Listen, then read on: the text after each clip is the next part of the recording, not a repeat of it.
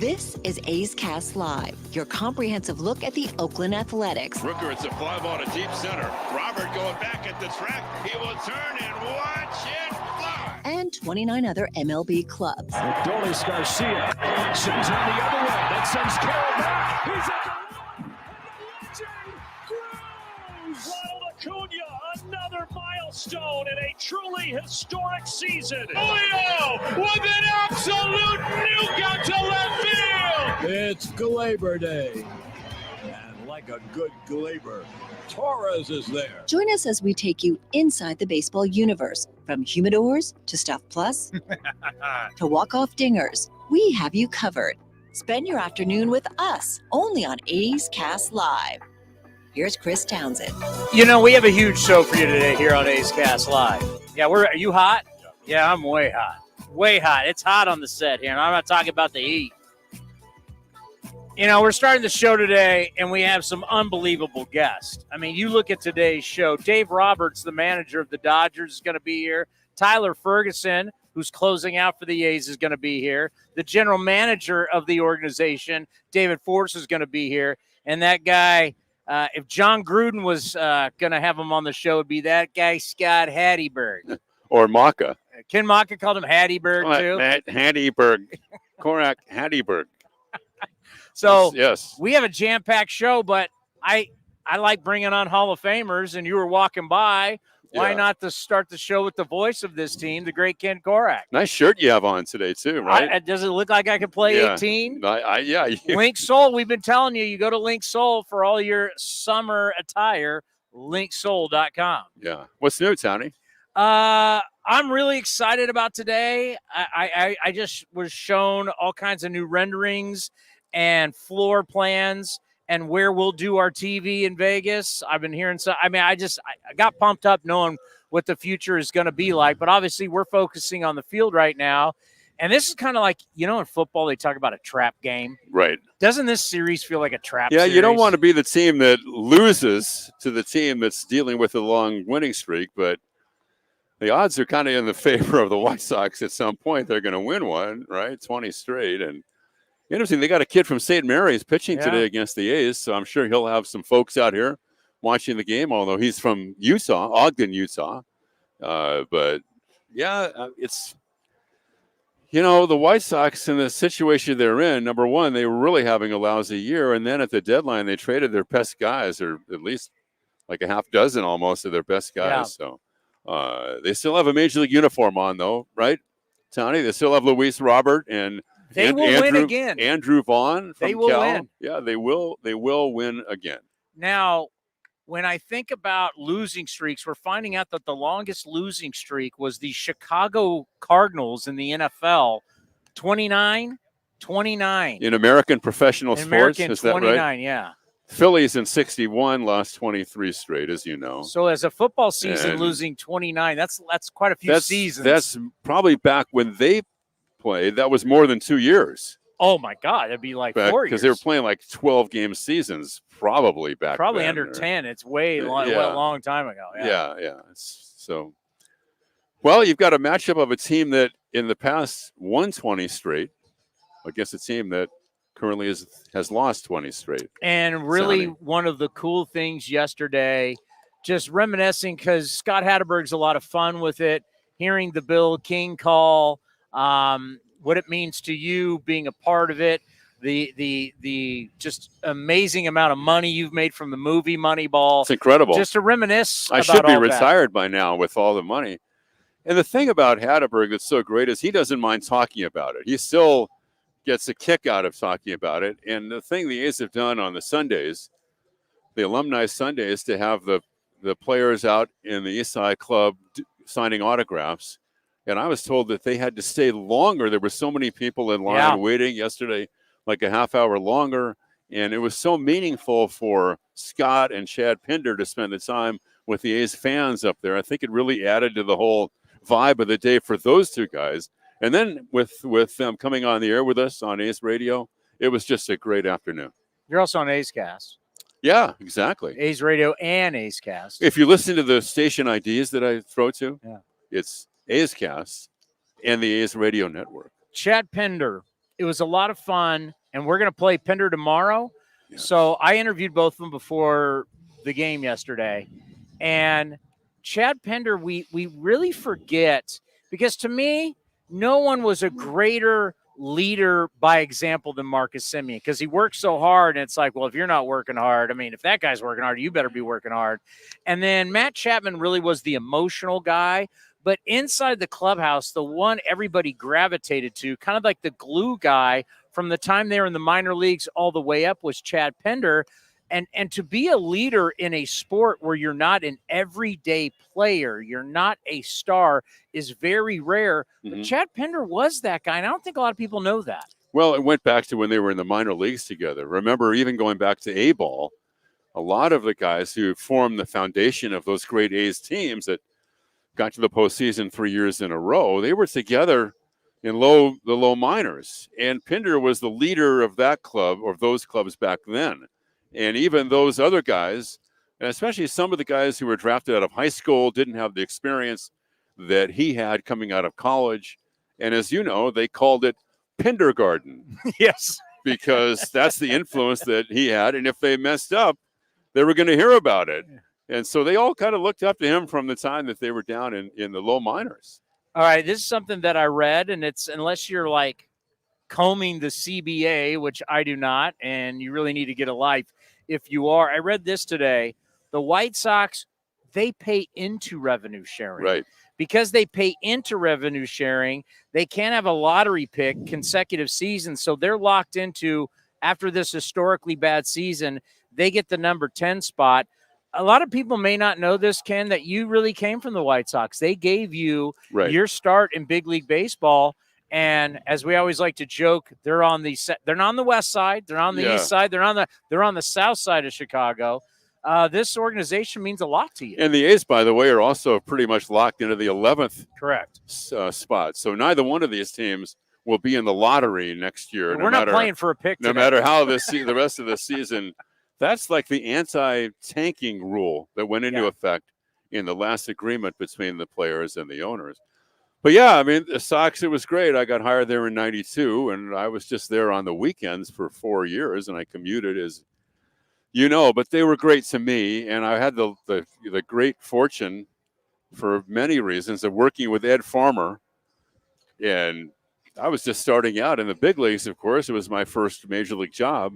I didn't know where the clubhouses were or where the press boxes were when the club was on the road. So Ed was not only a broadcast partner, but tremendously supportive. And also he was my tour guide around the American League. That was even in the days before interleague play. But I owe so much to Ed. We lost him, I think, 4 years ago. The other thing is they were really good.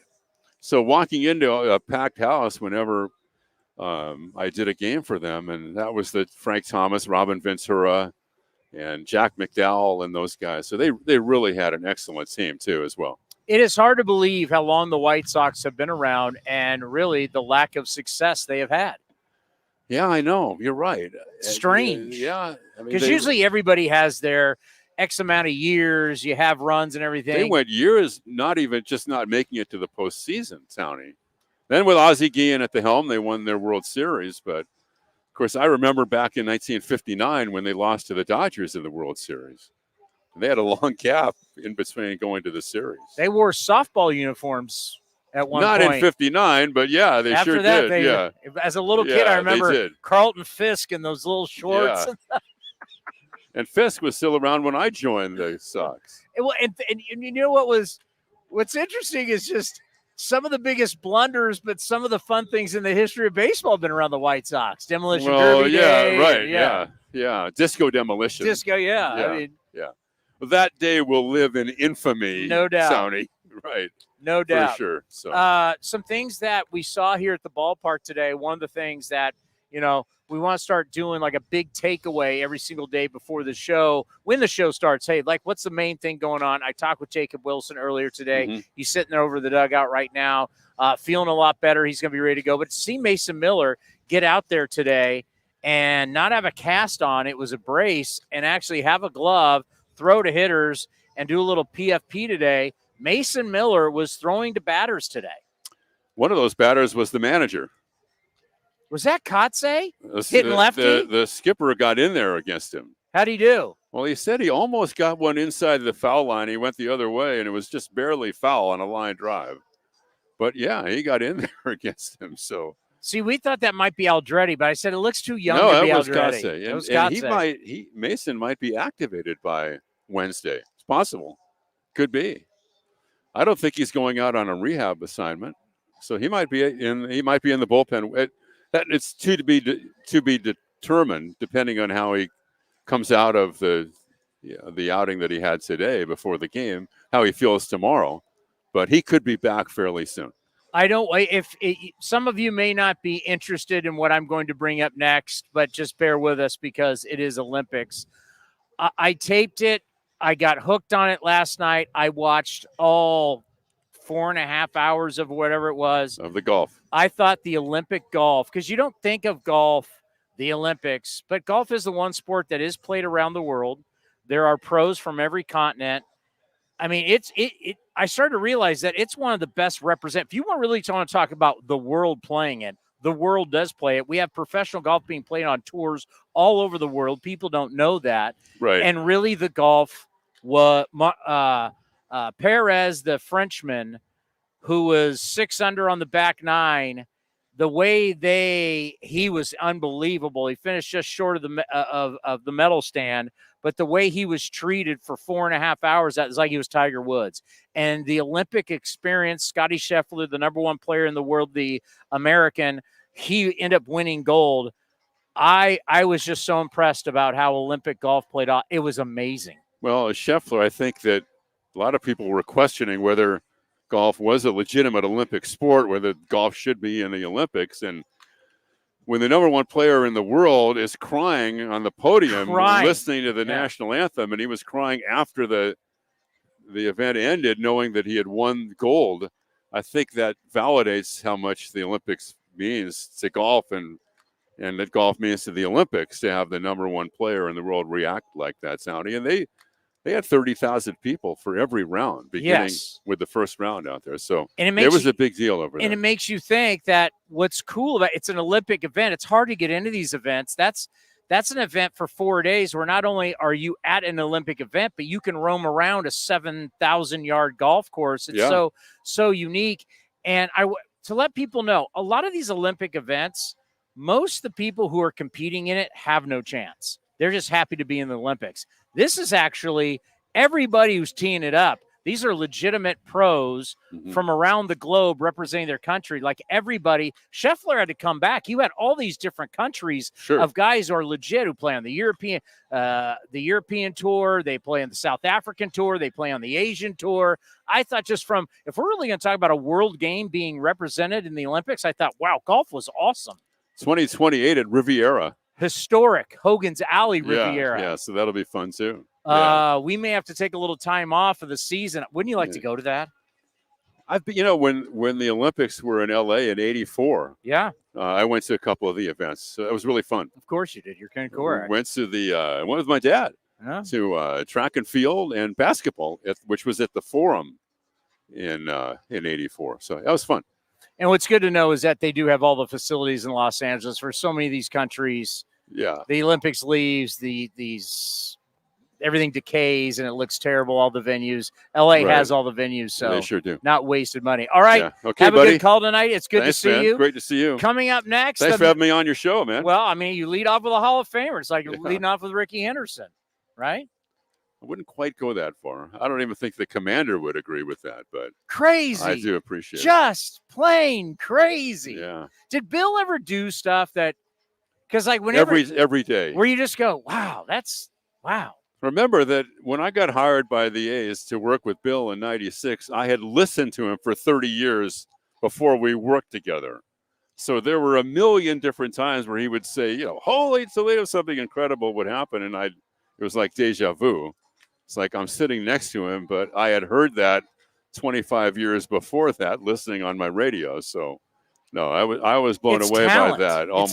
He had a gift, and he rose to the occasion for Hatteberg's home run for sure. It was great. And you think about another one of your idols, Vin Scully. I mean, these guys. Not to say that the rest of everybody is not good broadcasters. It's just there's a difference. There's certain baseball players who are just better than the other guys. They think of things that we don't think about.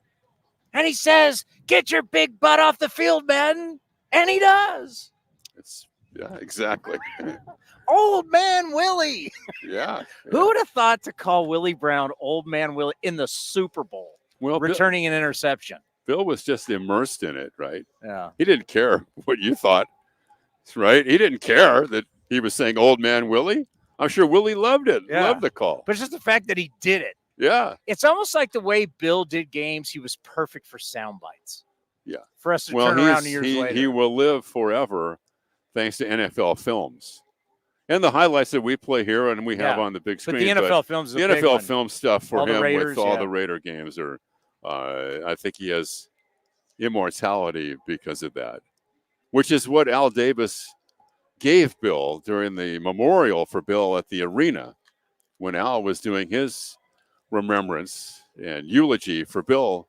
And he said, I give Bill the cloak of immortality from Al Davis. Another wordsmith, the great Al Davis. But remember, the greatness is always in our future. That's right. Coming up next, buddy. the manager of the Dodgers, Dave Roberts, right here on A's Cast Live.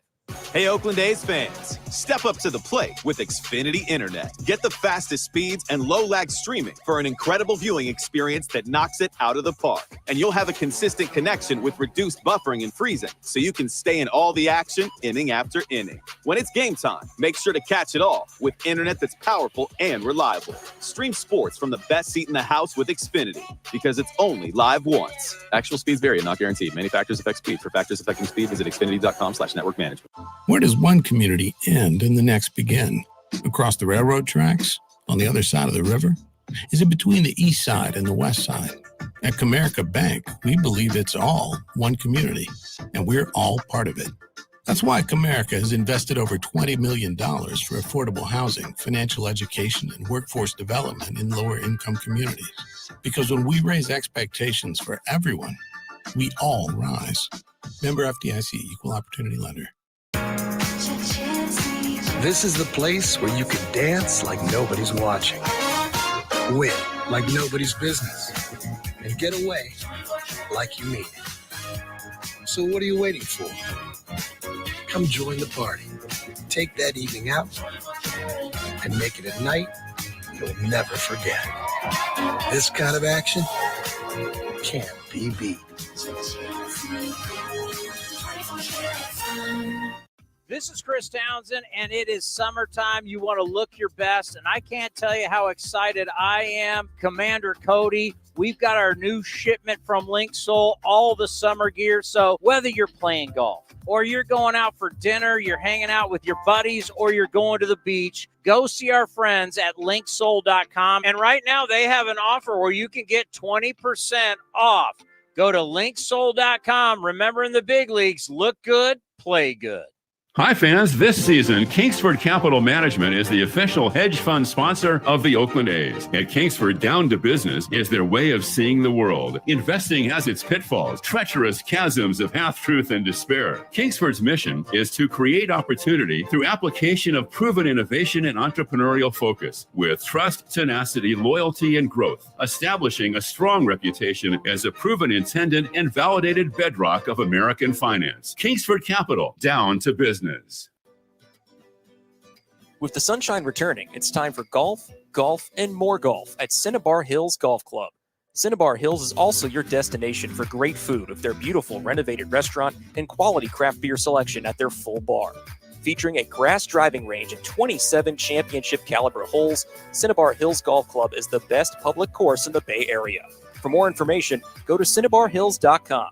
That's cinnabarhills.com. Ever wondered what a 30-foot tall pistachio looks like? A giant redwood or Big Sur? Chevron with Techron will be there to help you see them and tons of other places you have to see to believe. Because with unbeatable mileage and a clean engine, cars feel great. So next time you want to fill up on a little adventure, an awkward family photo, or a new commute to work, make sure to fill up at Chevron's along the way. Your car and your memories will thank you. Chevron with Techron, fueled by possibility. If you're looking for a new mattress, Nest Bedding has you covered. Sleep on the same mattress Hall of Famer Ricky Henderson sleeps on. Nest Bedding is the #1 brand of online mattresses and the Bay Area's favorite mattress store. Take home the Easy Breather pillow. The New York Times calls it their #1 pick. You can navigate their easy-to-use website, nestbedding.com. That's nestbedding.com. Green and gold fans, use the coupon code Oakland, and you'll get 10% off your entire order. Nest Bedding. Love where you sleep. If you're looking for a great place to eat and watch games, go see our friends at the Chicken Pie Shop of Walnut Creek. The Chicken Pie Shop is one of the hottest restaurants in Walnut Creek. You're not going to find a better menu, and come try the world-famous chicken pie that has been served in Southern California for 86 years. Spacious indoor and outdoor dining, perfect for your next private party or corporate event. Don't forget free parking. For more information, go to chickenpieshopwc.com. That's chickenpieshopwc.com. And the underdogs, Oakland Athletics, win their first championship since they were in Philadelphia in 1930. Hi, I'm Raleigh Fingers, Hall of Famer, 3-time World Series champion with the Oakland A's and World Series MVP. Winning takes teamwork, skill, and heart. So when you need an ace for a personal injury lawyer that will win you the game, go with the winning team. Call Venardi Zerata at 833-VZ for me, or go to vzlawfirm.com. Venardi Serrata, the official injury law firm of the Oakland A's. You're listening to A's Cast Live.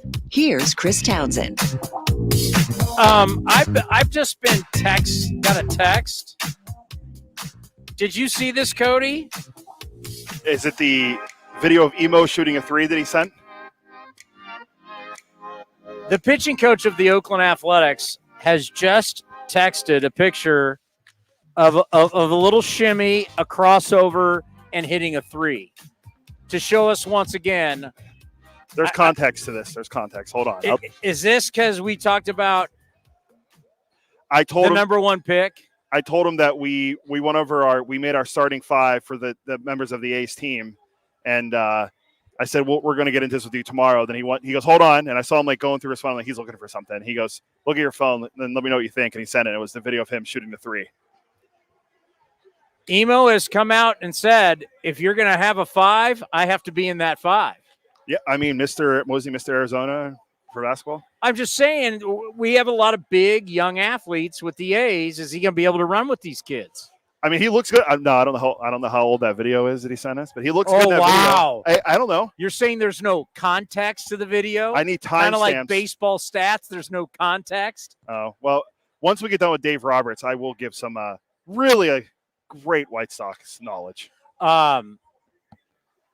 This White Sox thing, it's like the worst. We needed the White Sox to win yesterday. Yes. I kept thinking of you every time I kept looking at their score. I was like, come on. Because now it's, I mean, at some point you're going to win. And then you don't want to be the team that, I mean, ideally you sweep them 3, but now you're talking about, you're starting to get it was the Louisville Colonels. 26 straight, 1889. Where were you in 1889? Louisville Colonels. The Louisville Colonels. Do you think they want to start being in the realm with the Louisville Colonels and the Chicago Cardinals? Well, here's another one. That's football Chicago. This could be your stat of the day today. Back in 1988, the Orioles, as you know, started 0-21 at the start of the season. What's the big thing that happened in there, Mr. Baseball historian? Cal Ripken's father was fired as manager. He gone. And how is that? How do you think that is? Cal is your guy, right? And Billy Ripken was on that team too. Cal is the franchise, and you fire his dad. So interesting enough, who had been in the franchise forever. Yeah. So interesting enough, Gavin Sheets, who's on the White Sox right now, his father Larry was on that Orioles team the last 21 straight. Are you saying they're a loser family? I'm not saying that, but the losing streaks. Are you not insinuating that father and son are? I'm just losers, saying they just unfortunately consecutive losers are on a 41 game losing streak when it comes to historic seasons. But that's just one factoid from the what's going on with the White Sox. Brent Rooker has 10 home runs in his last 19 games since the White Sox last won. You just can't say that because I'm doing that for. I told you I was doing that for stat of the day today. I'm giving you multiple 7 games for stat of the day. Just get everything out. You're just. No. We got to get to Dave Roberts. No, get everything out now. I just want you to get everything out now. White Sox are on pace to go 38-124. That'd be the worst record in the history of baseball. Okay. Remember the 62 Mets went 40, 120, and 1. I don't know. They had a canceled game and a tie. Let's see. If they play 500 the rest of the way, they'll still lose 111 games. That's not good. They've been to the playoffs 11 times in their franchise history. They've won one round of the playoffs. They won 3 series that year, but one round of the playoffs once in the last 100 years. And their longest losing streak this year, they've lost 14 and 20. The 1962 Mets, their longest losing streak, 17. This White Sox team, historically, not great. Oh, there's something else that happened on this date that you will use on the broadcast. I will be using on the broadcast. You know what? We can play that. What time? How are we on time? Because we had Tyler Ferguson coming up. Yeah, and then that's after BP. Yeah, and Dave Roberts was 5, like a little under 6 minutes. Oh, we don't have the video of it, though. I do not have the video, just the audio of it. On this date in baseball history, a certain White Sox got knocked out. We will be playing that later on today here on A's Total Access as we get you ready. You know, one of the things that I think we pride ourselves in here on A's Cast Live is the relationships that we have built in the baseball community. And for our show to grow over the years, it takes a lot of people who have been willing to help us because they knew what we were doing was something new, you know, something historic. And let's face it, we have built this product in a time of total dysfunction, in a time where everything around us seems like it's on fire. But we have continued to get better and to go. Our goals were always to start audio, then turn it to video, just to turn this thing into a monster. And one of the reasons why we've been able to do it, no question, is the help from other teams. So Juan Dorado, who does PR for the Dodgers, used to work for us, always takes care of us with anything we need Dodgers. It's really the same way with most of the PR departments in baseball. I wish we could have a camera on us at the winter meetings and you could see all the different teams, 29 other teams. Well, let's say 28 because the Giants, they know, but they don't want to. We don't need to use them for our guys. All the teams come over to us. All the people, how's everything going? You know, they want to know how things are going, how we're building it, because they know what we've been doing is really the future of how teams are going to promote themselves. And it's a big thing, right? I mean, this is the way you can really talk to your fans without having a third party. You don't have to go through a TV station, a cable network, a terrestrial radio station. We talk directly to you, straight to the consumer. And teams love it. They know it's the future, so they've wanted to help us. And that's why I always say, I wish you could be at the winter meetings because they all love it. They all love it. And one of the reasons we're able to get these guests is people like Juan takes care of us. I mean, Dave Roberts, you know, most people around here ask for Dave Roberts. They got no shot. They got no shot. Getting the manager of the LA Dodgers is a big deal. Dave Roberts is somebody I have a lot of respect for as a player. I haven't talked much about this, but we've had our battles. I hooked up against him. We both were quarterbacks in high school in San Diego at the same time. They beat us 48-28 on television, but they went undefeated that year and won the championship at old Jack Murphy Stadium. I was the only quarterback to put 28 points on Rancho Buena Vista. Well, I was standing right there when you and Robert, he clearly isn't over it because I was literally standing there. But then we hooked up in college. We beat UCLA twice. I have 2 saves against UCLA. He's not over it. No, I don't think he remembers it. Yeah, I don't. Oh yeah, he remembers it. I was right there. I can attest that this is a fact. But you're talking about the biggest stolen base in baseball history. You're talking about a comeback that was so epic against your rival who has basically manhandled you for all these years. Historically, we're going way, way, way, way, way back, Red Sox, Yankees. And here you are down 0-3. He gets that stolen base. They come back and win. And next, you break the curse of the Bambino. He's a player that bounces around everywhere he goes. They loved him, including over in San Francisco, where he played for Bruce Bochy again over in San Francisco. I mean, he has a wine company with Rich Aurelia. He and Rich Aurelia have Red Stitch Wine. Hey, Mark Kotze and Dave Roberts are buddies. He's just a hell of a guy. And you know what? I hate the Dodgers, but I root for people, so I'll root for Dave Roberts. But then again, as much as I hate the Dodgers, I hate the Giants more. So if you have to ask me, if you had to ask me, who am I rooting for in that rivalry? I'm Dodger blue all the way. Makes sense. Proximity to And by the way, never going to forget, Giants fans. Even when we leave, I'm never going to forget. Never, ever, ever forget. Some people just can't bury the hatchet, huh? Nah, can't let it go. We'll never be able to. Even though I worked all around it years ago, I'll never let it go. Shawn Michaels and Bret Hart could bury the hatchet. Apparently, you can't with the Giants. Who? Fans. Shawn Michaels and Bret Hart buried their hatchet. You guys can't? They had one? Well, how much time do you have? I saw an old one. Flair and Shawn Michaels had some great matches. They had a match at WrestleMania. Flair was getting a little older that was Flair's first retirement match. He's had multiple since. The slaps are the best. Yeah. The slaps. And then you got to have the woo in there. Yeah, you got to get the woo. All right, here is our interview. What would have been, when did we do this? Friday? Saturday. Here it was Saturday with the manager of the Dodgers, Dave Roberts. Manager of the Dodgers, Dave Roberts, once again here on A's Cast Live. It's great to have you back at the Coliseum. How are you? You know what? I'm doing well. It's a little bit like I think most baseball fans, certainly A's fans, it's bittersweet. And, there's just such a great history here. And for me, the field's in great condition. And we're expecting a great crowd tonight. So it's going to be a lot of fun. And I'm excited to be back. You know, we've been having your buddies on the program. Rich Aureli, your business partner. We were talking Red Stitch Wine. And, of course, Mark Kotze. We do the Mark Kotze show every single week, and he was telling us how you guys were just up in Napa. What is it like? I mean, you guys have such a friendship going back for your time as players, as coaches together. Yeah. When you go up against them, what's that like? It's fun. I think we both know the way each other thinks, and we're always still trying to compete. But it is fun because he's a good friend of mine. So to see him, realize his dream as far as being a major league manager, certainly for a ball club and organization he loves in the Oakland A's. So I find myself at times smiling. I wasn't smiling after they put up 4 on us last night, but no, it's good to see friends in the game. And Richie is a former teammate, a really good friend of mine. So to see Richie still around the game is great too. I think about, where you guys are right now in your season. We were talking to Jerry Harrison Jr. yesterday on the program saying, you know what?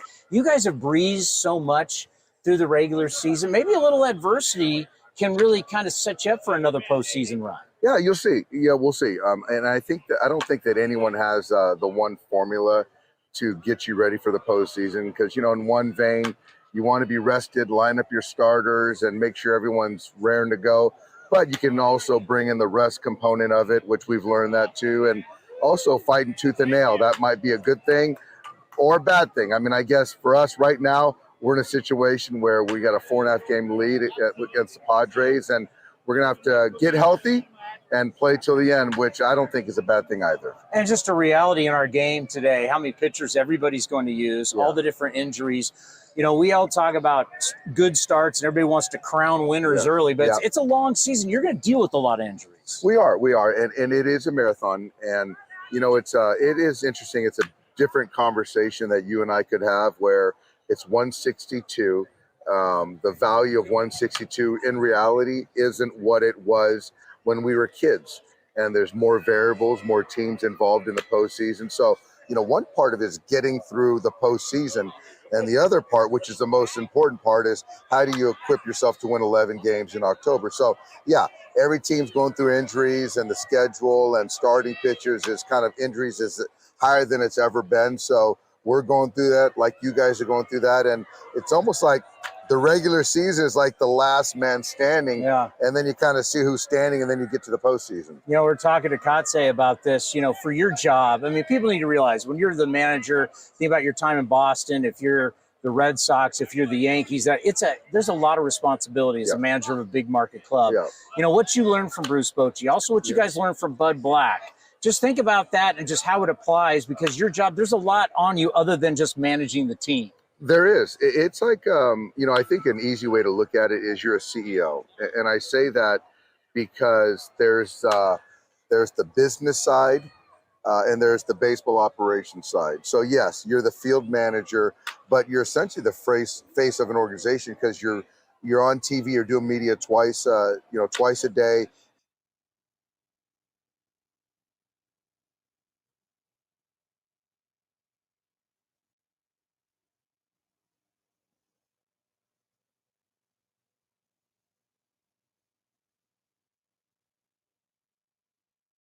If you haven't been to the Chicken Pie Shop in Walnut Creek, what are you waiting for?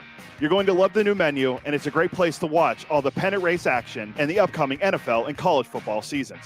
Come taste their world-famous chicken pie that has been served in Southern California for 86 years. Spacious indoor and outdoor dining, perfect for your next corporate party or birthday celebration. Don't forget free parking.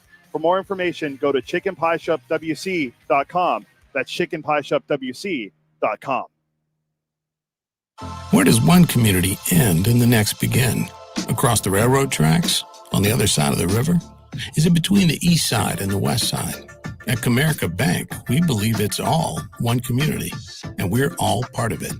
That's why Comerica has invested over $20 million for affordable housing, financial education, and workforce development in lower-income communities. Because when we raise expectations for everyone, we all rise. Member FDIC, Equal Opportunity Lender. Hi, fans. This season, Kingsford Capital Management is the official hedge fund sponsor of the Oakland A's. At Kingsford, down to business is their way of seeing the world. Investing has its pitfalls, treacherous chasms of half-truth and despair. Kingsford's mission is to create opportunity through application of proven innovation and entrepreneurial focus with trust, tenacity, loyalty, and growth, establishing a strong reputation as a proven intendant and validated bedrock of American finance. Kingsford Capital, down to business. Hey, Oakland A's fans, step up to the plate with Xfinity Internet. Get the fastest speeds and low lag streaming for an incredible viewing experience that knocks it out of the park. And you'll have a consistent connection with reduced buffering and freezing, so you can stay in all the action inning after inning. When it's game time, make sure to catch it all with internet that's powerful and reliable. Stream sports from the best seat in the house with Xfinity, because it's only live once. Actual speeds vary and not guaranteed. Many factors affect speed. For factors affecting speed, visit xfinity.com/network management. This is the place where you can dance like nobody's watching, win like nobody's business, and get away like you mean it. So what are you waiting for? Take that evening out and make it a night you'll never forget.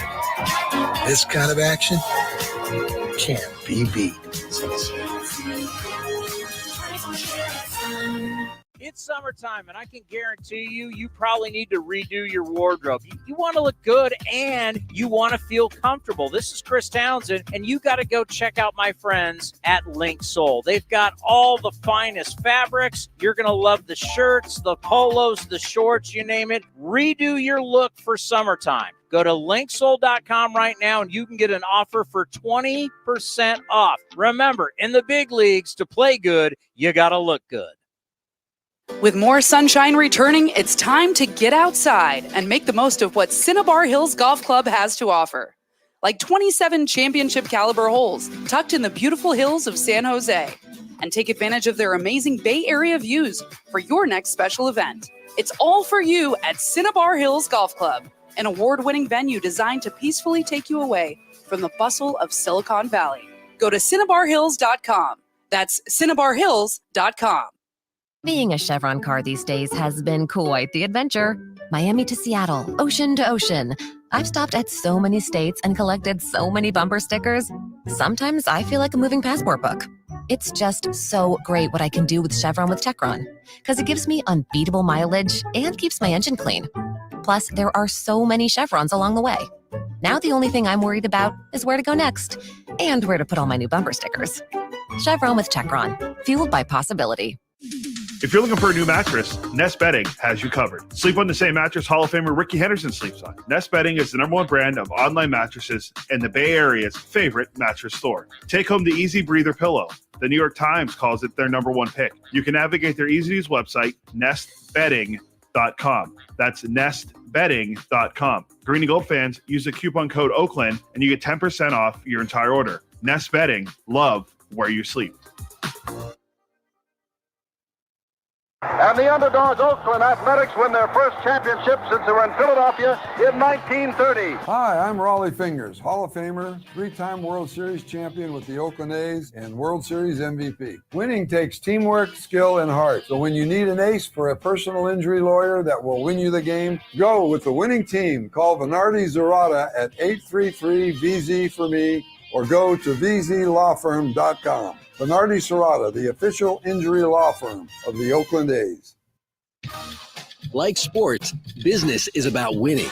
Championship decisions are business decisions based on what it takes to help your company win. And that's why there's UBO Business Services, specializing in helping you win every day by streamlining workflows, managing documents, and providing the best-in-class office technology. Make your championship decision with UBO Business Services. Visit them at ubeo.com. That's ubeo.com. Hey, Oakland A's fans, step up to the plate with Xfinity Internet. Get the fastest speeds and low-lag streaming for an incredible viewing experience that knocks it out of the park. And you'll have a consistent connection with reduced buffering and freezing, so you can stay in all the action inning after inning. When it's game time, make sure to catch it all with internet that's powerful and reliable. Stream sports from the best seat in the house with Xfinity, because it's only live once. Actual speeds vary and not guaranteed. Many factors affect speed. For factors affecting speed, visit xfinity.com/network management. You're listening to A's Cast Live. Here's Chris Townsend. Today has been a great day here at the ballpark.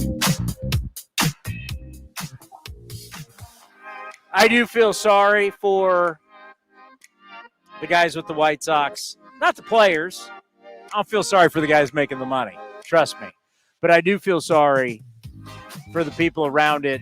It's not easy, right? Last year was a real struggle, and to think that they're even worse.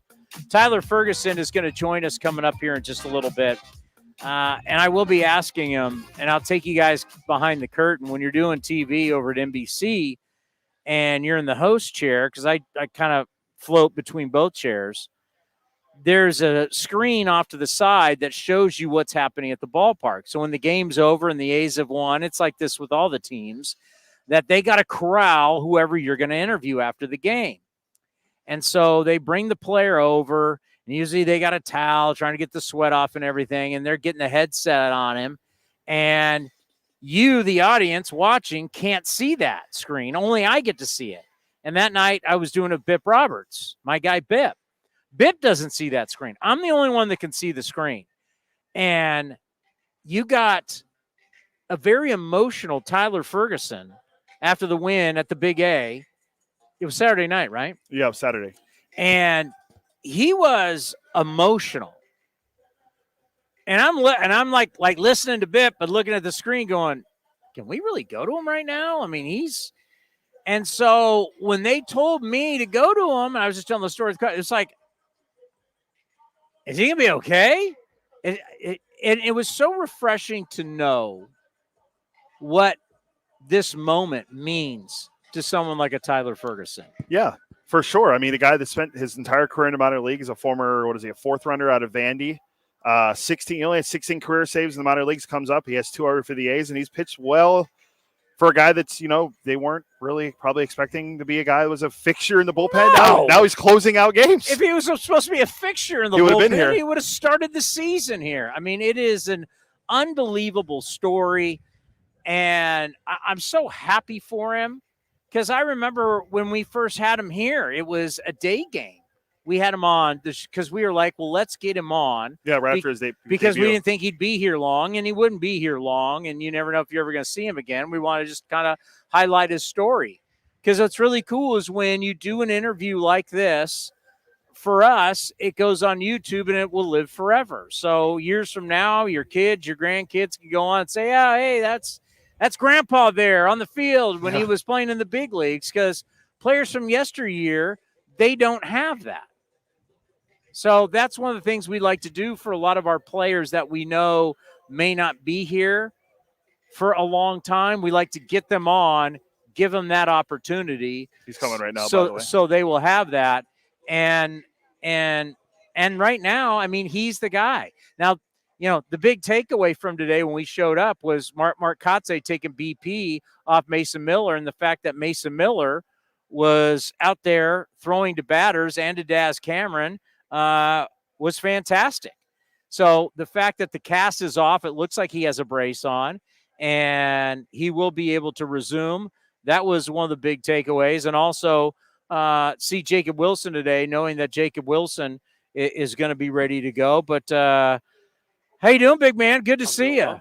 Good to be here. Let's get you right here. All right. How is everything? It's going great. Just enjoying my time in Oakland. Yeah, we were just talking about, from the last time we had it on the program and where we are now, and you're the guy closing things out. A lot of things have changed, and it's unbelievable for your career. Yeah, it's been an incredible experience. It's been fun to close out a few games, get some saves down in Anaheim. I had a lot of family down there, so that was a special moment for them to be there. It was a special moment for you, too. Yeah, absolutely. I don't know if you know, I was the guy interviewing you on Saturday night on TV. Yeah. And I was telling the story how we have the camera on you. You're not on yet, and only I can see it. I could see how emotional you were. Yeah. You were really emotional. And I was actually, when they told me to go to you, I was like, you sure he's ready? And I asked an extra long question to allow you to compose yourself. Yeah. But I thought that was really a touching moment. I wish people could see that more because it shows how much that moment wasn't your first save. That's your second save, but it shows that moment. And I know your family was there.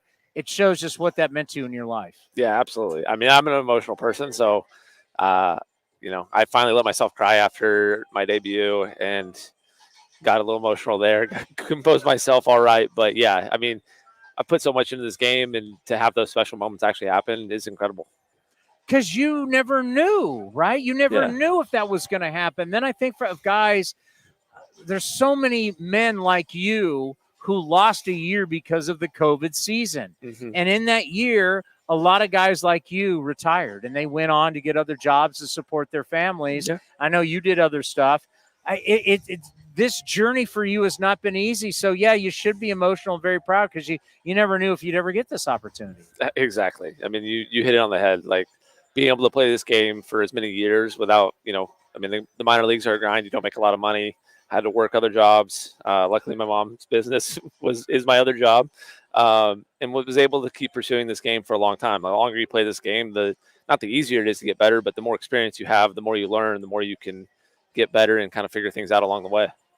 All right, I've told people for years because data people always like to pop off and say some things, and you go, the ninth inning. That's not the toughest inning. The toughest outs were in the seventh. The finality of the game, anything in professional sports, where the win or the loss, it's the final act of the show. Whether there's nobody on, there's people on, whatever the score is, the final three outs, there's nothing like it. Talk about now being in that role in the big leagues, pitching in the ninth. Yeah, I mean, you hit on the head. Like, no matter what inning you pitch, it's going to be difficult. But those final three outs, the finality of it, it's the hardest three outs in the game to get. It's hard to get those three outs. You see a lot of closers this year struggling and finding other roles. Like, it's not a given that you're going to be able to get out there, get those three outs, make it look easy. Luckily, that game that we talked in Anaheim, that was as easy as I could make it on myself. Yeah. 7 pitches in the zone early. Their day with closing out that game, even though it was a 4-run game when I came in, that's, in my mind, that's a safe situation. Now, you're always trying to put a 0 on the board. Wasn't able to do that. Otani got a hold of one there, but also giving myself the grace that these are the hardest 3 outs to get. And if I can get those 3 outs with us winning the ball game, that's the only goal. Yeah. And take us through that. So Otani obviously is one of an all-time. He's going to be an all-time great, right? Yeah. He got you, but it doesn't. For us, it's easy to say it doesn't matter. You still got get the win, finish this off. You got to reboot a little bit. Talk about that. You give up the 3-run shot, but man, I still have to preserve this game for my team. Yeah, I mean, it's a learning curve. I talked to some of the coaches after the next day, and it was like, hey, you just went a little quicker in that moment. That moment came up. You knew it was a big moment. You sped up a little bit. Didn't throw my best bullet on a fastball and gave him a chance. So luckily, Emo was able to come out. We got a righty up. He said, this is your guy. Go get him. Got the ground ball. Executed a few pitches and was able to secure that. So, like I said, it's each time you go out there, it's a learning moment. You when it doesn't go well, that's okay, as long as you can learn and move on and be better next time out there. It's an interesting point when you talk about moving faster, because usually the end of the games move slower. Right. If we just look at time wise, one of the reasons why we had to have a pitch clock, right? Because the late innings start taking so long and the pitching change and everything. But, for us in the press box, for the fans, the later innings seem to go slower, but for players, they seem to go faster. Yeah, in that moment, we do have the pitch clock, so I'm used to moving fairly rapidly. But, one of the coaches pointed out that he's like, you just got even faster. You didn't take that extra second. You had runners on, so you can step off in that moment and give yourself an extra second to regroup and just slow the game down. Whether you actually slow it down or not, you're slowing it down for yourself and giving yourself a second to catch a breath, make the right decision, make the right pitch, and execute. You guys are always so routine oriented. When you like to get to the bullpen, when you want to start stretching, when you want to start to get ready and mentally get ready. Has anything changed for you knowing that you may be coming in later than you normally do? No, I mean, the routine stays the same. I'm ready pretty much throughout the whole game, no matter what. It's been fun to close out those games, but they're just going to set us up with whoever, the situation they think is going to be able to get it done with the lineup that is in front of us. So I'm ready whenever. The routines kind of stayed the same. So just a little longer. How different is the clubhouse now than when the first time you were here? Because things were great the first time you were here. Yeah. Now, best record in the American League, tied for the best record in the American League since July 1st. Yeah, it's been awesome. It's been great to see. I mean, this is a good ball club. I mean, flat out, we've proved it over the last, 5-6 weeks. It's just, everyone's doing their part. The hitters are hitting. We're pitching well enough. It's fun to be a part of. I mean, everyone's having a good time. And, yeah, it's special. Yeah, winning is a mentality, right? Winning's fun. That's what I say. It's fun. It's way better than losing. But just Yeah. talk about the mentality of when a ball club shows up every day to the clubhouse, and it's like, hey, we expect to win. Yeah, I think, when I first came up, we did go on a rough streak. We went on a 10-game road trip and maybe won one of those games, two of those games. And it was like, if we got punched in the mouth early, we knew it was over. The mentality was kind of like, not again. Where now it's like, we fell behind 2-0 in a couple of those games against the Dodgers and came back and took the lead. Or at least made it 2-2 there yesterday. And we're in every ball game. We feel like we have a chance to, with how many homers we're hitting, it's just like we have a chance to always get that big hit and get the offense rolling. All right, two things. One, what has been the very best thing about being in the big leagues? The best thing.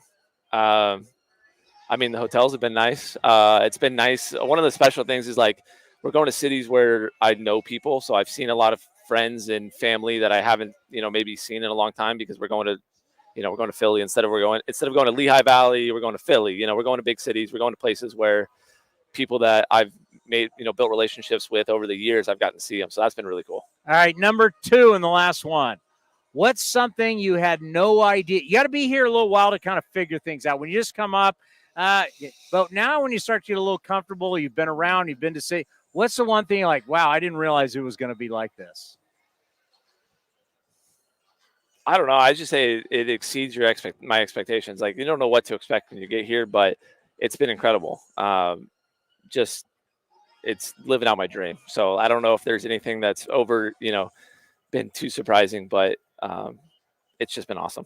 Well, I'll tell you what, that emotion you showed after that game in Anaheim, it's the beauty of sports. It's, how much it matters to somebody, how much it matters to you guys.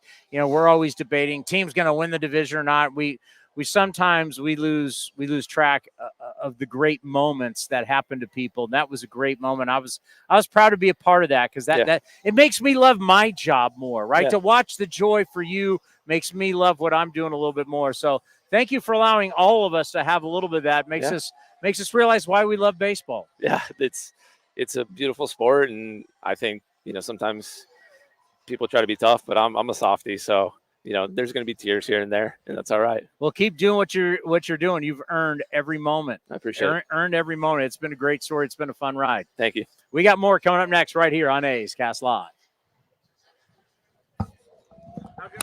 Place where you can dance like nobody's watching, win like nobody's business, and get away like you mean it. So what are you waiting for? Come join the party. Take that evening out and make it a night you'll never forget. This kind of action can't be beat. It's summertime, and I can guarantee you probably need to redo your wardrobe. You want to look good, and you want to feel comfortable. This is Chris Townsend, and you got to go check out my friends at Link Soul. They've got all the finest fabrics. You're going to love the shirts, the polos, the shorts, you name it. Redo your look for summertime. Go to linksoul.com right now, and you can get an offer for 20% off. Remember, in the big leagues, to play good, you got to look good. Hey, Oakland A's fans, step up to the plate with Xfinity Internet. Get the fastest speeds and low-lag streaming for an incredible viewing experience that knocks it out of the park. And you'll have a consistent connection with reduced buffering and freezing, so you can stay in all the action inning after inning. When it's game time, make sure to catch it all with internet that's powerful and reliable. Stream sports from the best seat in the house with Xfinity, because it's only live once. Actual speeds vary and not guaranteed. Many factors affect speed. For factors affecting speed, visit xfinity.com/network management. If you haven't been to the Chicken Pie Shop in Walnut Creek, what are you waiting for? You're going to love the new menu, and it's a great place to watch all the pennant race action and the upcoming NFL and college football seasons. Come taste their world-famous chicken pie that has been served in Southern California for 86 years. Spacious indoor and outdoor dining, perfect for your next corporate party or birthday celebration. Don't forget free parking.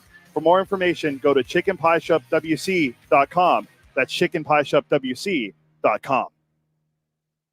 Hi, fans. This season, Kingsford Capital Management is the official hedge fund sponsor of the Oakland A's. At Kingsford, down to business is their way of seeing the world. Investing has its pitfalls, treacherous chasms of half-truth and despair. Kingsford's mission is to create opportunity through application of proven innovation and entrepreneurial focus with trust, tenacity, loyalty, and growth, establishing a strong reputation as a proven intendant and validated bedrock of American finance. Kingsford Capital, down to business.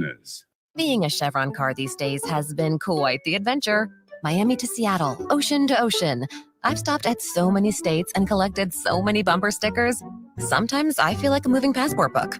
It's just so great what I can do with Chevron with Techron, because it gives me unbeatable mileage and keeps my engine clean. Plus, there are so many Chevrons along the way. Now the only thing I'm worried about is where to go next and where to put all my new bumper stickers. Chevron with Techron, fueled by possibility. Where does one community end and the next begin? Across the railroad tracks? On the other side of the river? Is it between the east side and the west side? At Comerica Bank, we believe it's all one community, and we're all part of it.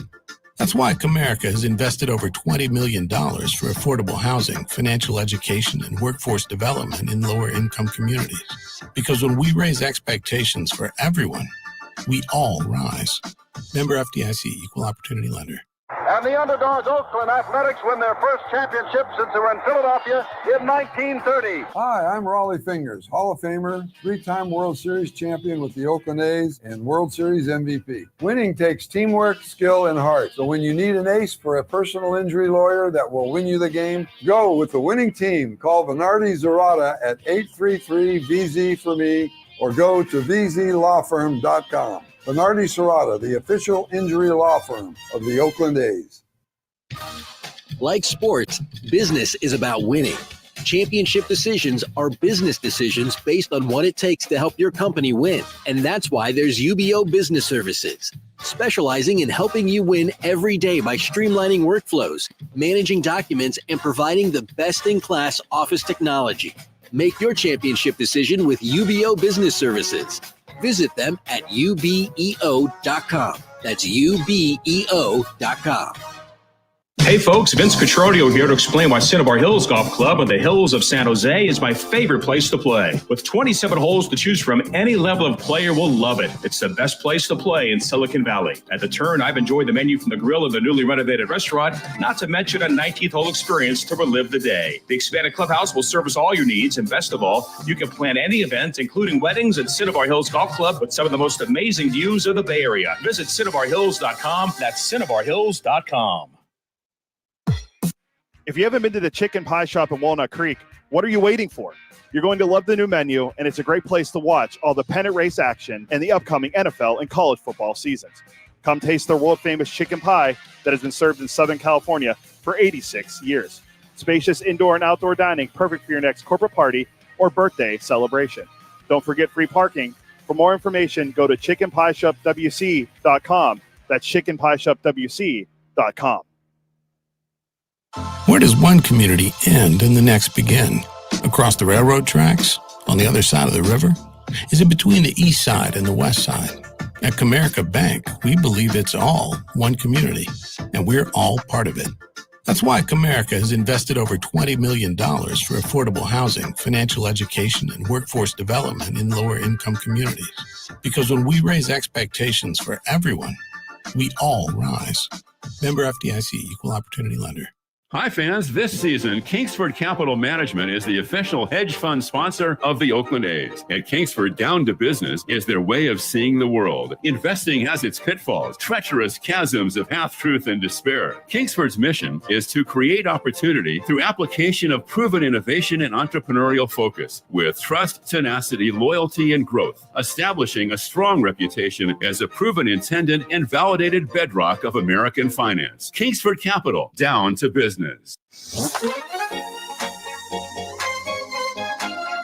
A's Cast Live continues from Ricky Henderson Field. Here's Chris Townsend. All righty, it's the general manager of your Oakland Athletics. And David Forst, how are you? I'm great. Beautiful day. How are you? It is a beautiful day. Mm-hmm. Your baseball team, and I know you would have liked a better outcome against the Dodgers. It's our baseball team, by the way. It is our baseball team. Our baseball team. You still have the best record in the American League, tied for the best record in the American League since July 1st. I think you got to be proud of the guys. Absolutely.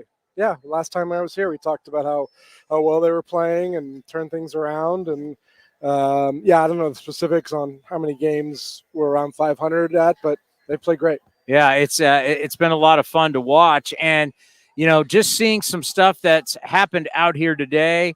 Let's start with Mason Miller. Yep. Mark Kotze still has a little bat speed. We got to see that.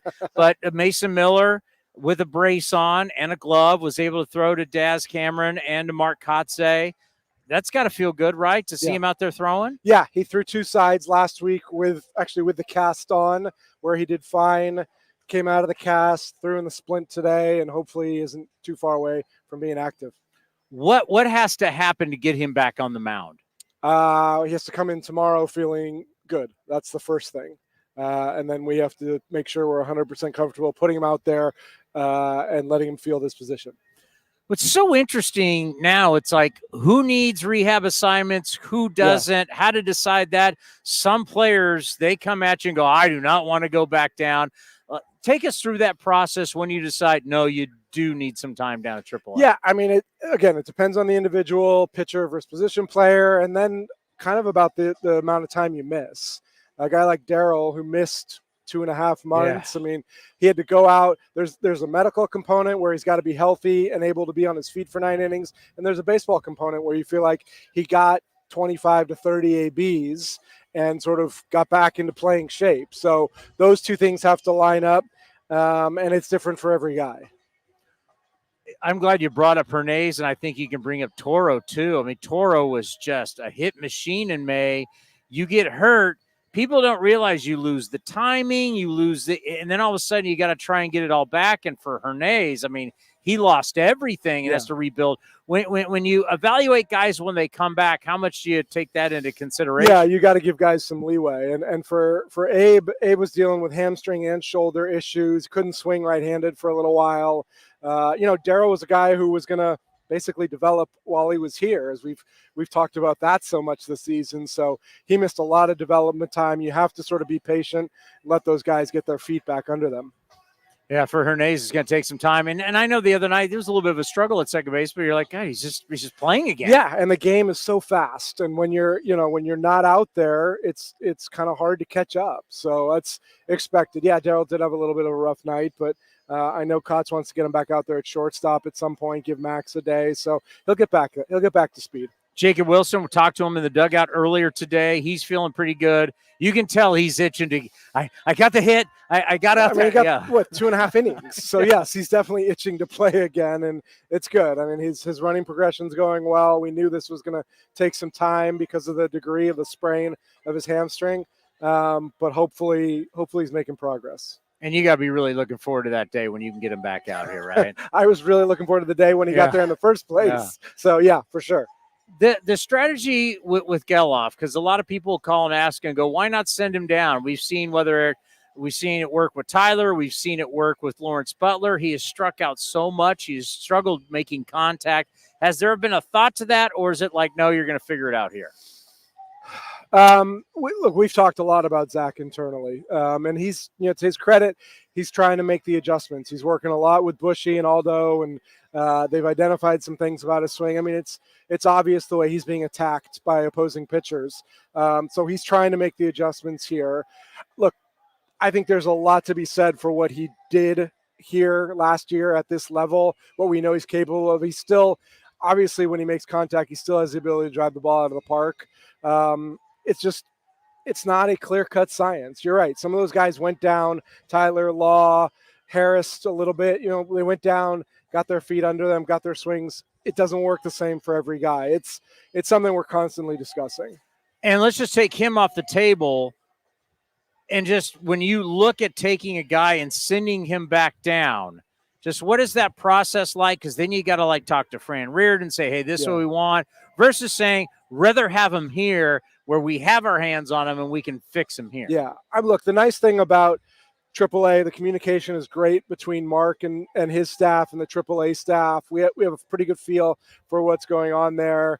Look, there's a mental component as well to sending a guy down, and how do guys respond to that? Yes. And every guy's different. You have to take that into consideration as well as, the physical adjustments.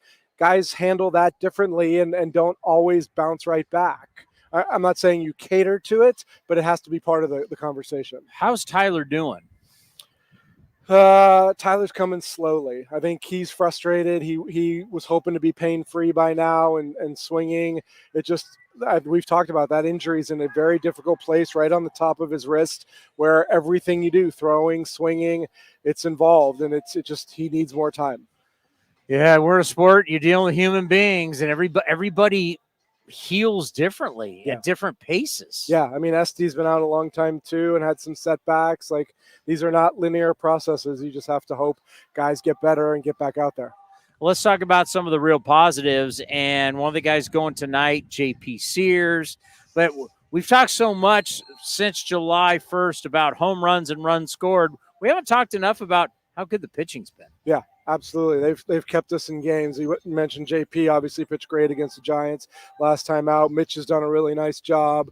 Estes keeping us in games. Beto gave up 2 in the first on Saturday, but then shut him down for 5 innings, kept us in that game. So starting pitching's done a really nice job. The bullpen is kind of picked up for Mason while he's been out. Tyler's closed a couple games out. So it takes, we know, it's not easy to win games. It takes both, the offense and the pitching working together. How great is a story like Tyler Ferguson? A guy like we just had him on and we said, a lot of older minor league guys during COVID retired, went and got a job somewhere else. You had no idea the uncertainty of your career, and these guys that have kind of rallied from that and stayed in the game. Just how happy are you for the great Tyler Fergusons of the world? And Armando Alvarez, who we had here earlier, who I'm guessing will be back at some point.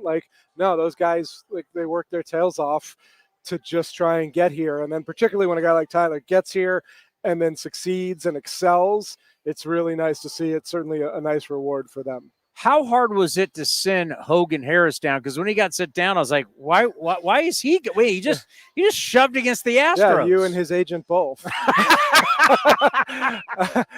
was not. I didn't talk to him. I swear, I didn't talk to the agent. It was not an easy decision. It never is easy. But Hogan obviously pitched well at the time. You got Blackburn and Stripling coming back. You got to make room for them. Doesn't make sense to put him in the pen.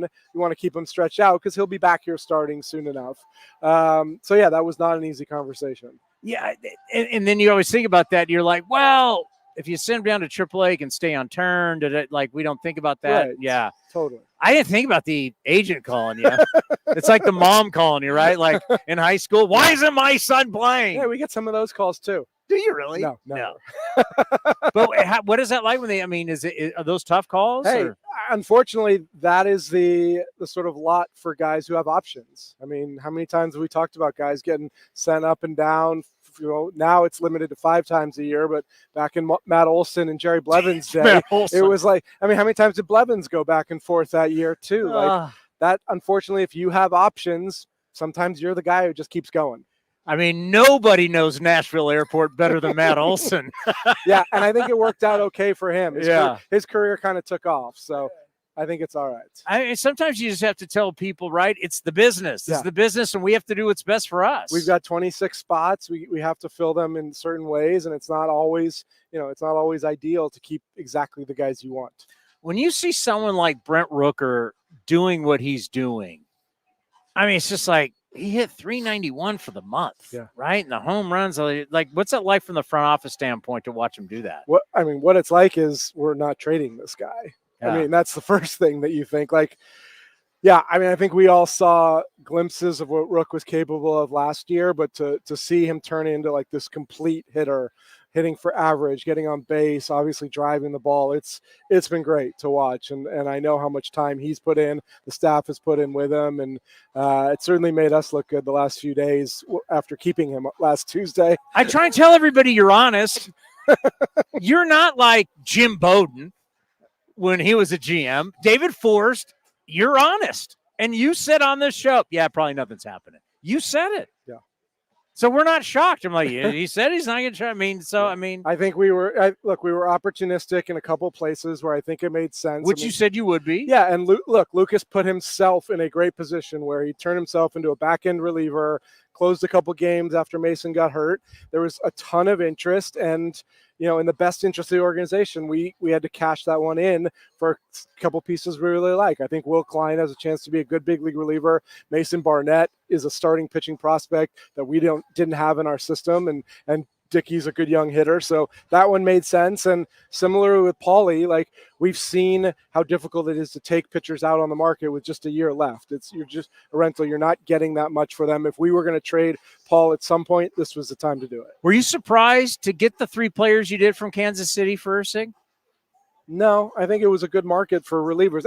And the deadline is always a time where you're going to maximize your return on relievers, because there's an urgency from those teams that are in it. If you're out there looking for a back-end reliever, it's because you're in a pennant race and you know that every incremental addition you make to your club has a chance to get you to the playoffs. Yeah, because you've had to be that buyer too. Yeah. You know what it's like. No, we've done it. We did it for Chafin a couple of years ago. I mean, coming off alumni weekend, we could talk about Jim Messier and that addition. Like, you could go back to Rincon, all these things. When you're at July 31st and you're in it and you think getting a couple extra outs, you're willing to give up a lot for that guy. And as it's time is ticking down, do you get that? All right, I'll throw another guy in. I mean, do you get into that? You got to give a little more. Yeah, it depends on the conversation. I would say the Royals were definitely hesitant to give up what they did. We'd been talking to them for over a week, and it didn't happen until there were a few hours left. So, when a team wants to make a deal, they're just not quite there yet, and luckily we got there. My favorite was the soundbite from San Francisco when you're talking about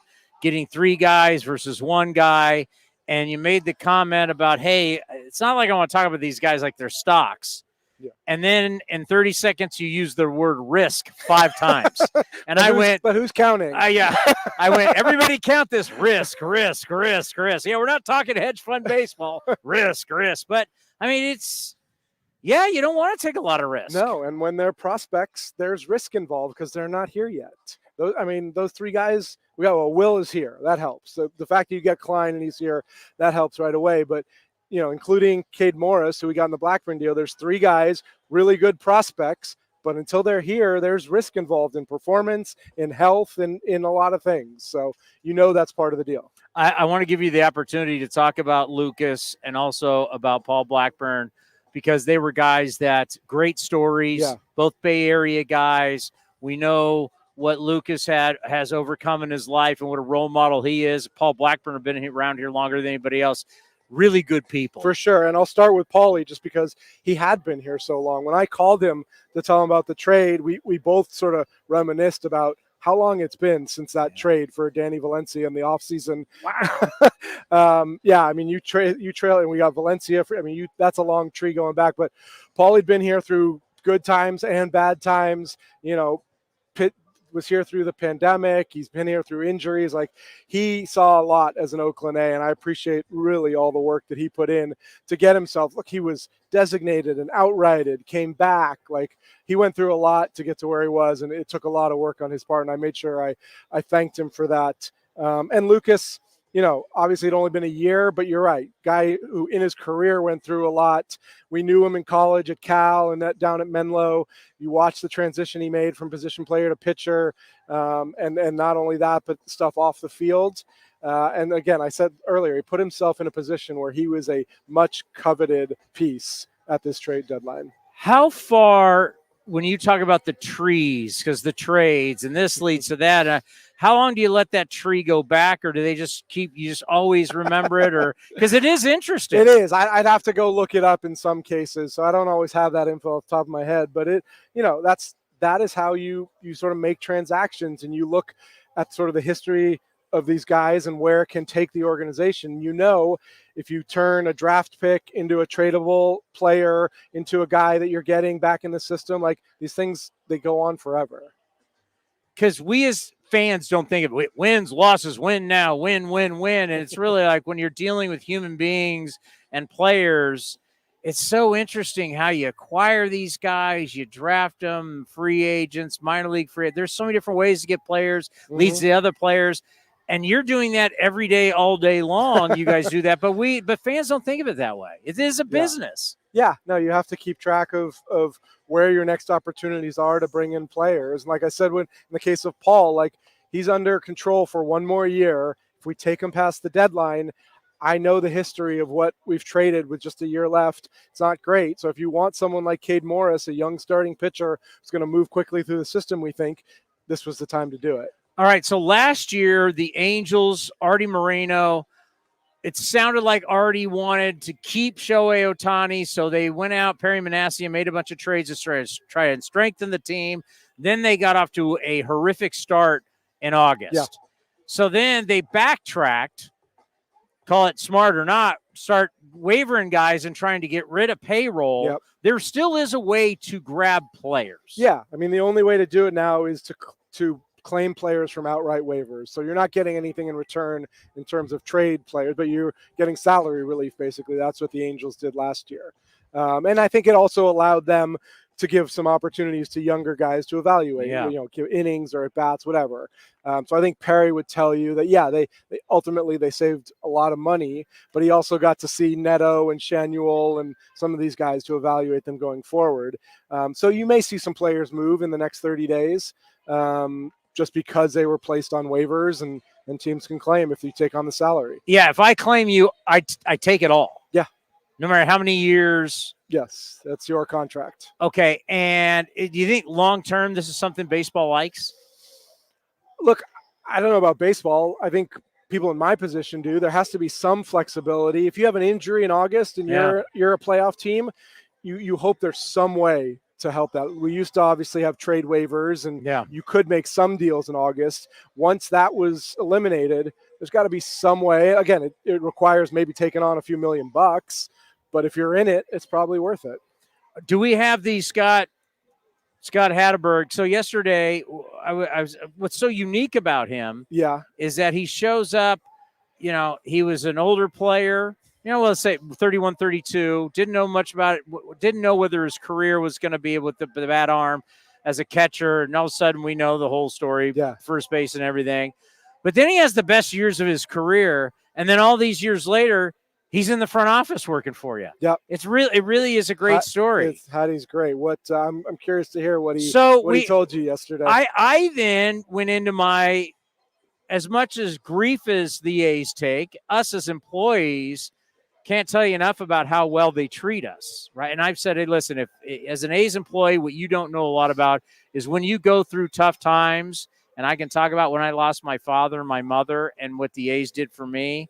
A lot of people don't know that there was a time that I actually was doing the shows from San Diego, helping my mom pass away from breast cancer. Yeah. Not a lot of teams would have done that.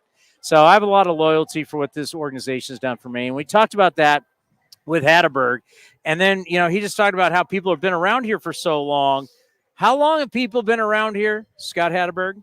there's guys that have moved positions. I remember Dan Feinstein, who's our assistant GM. He was the video guy when I was here.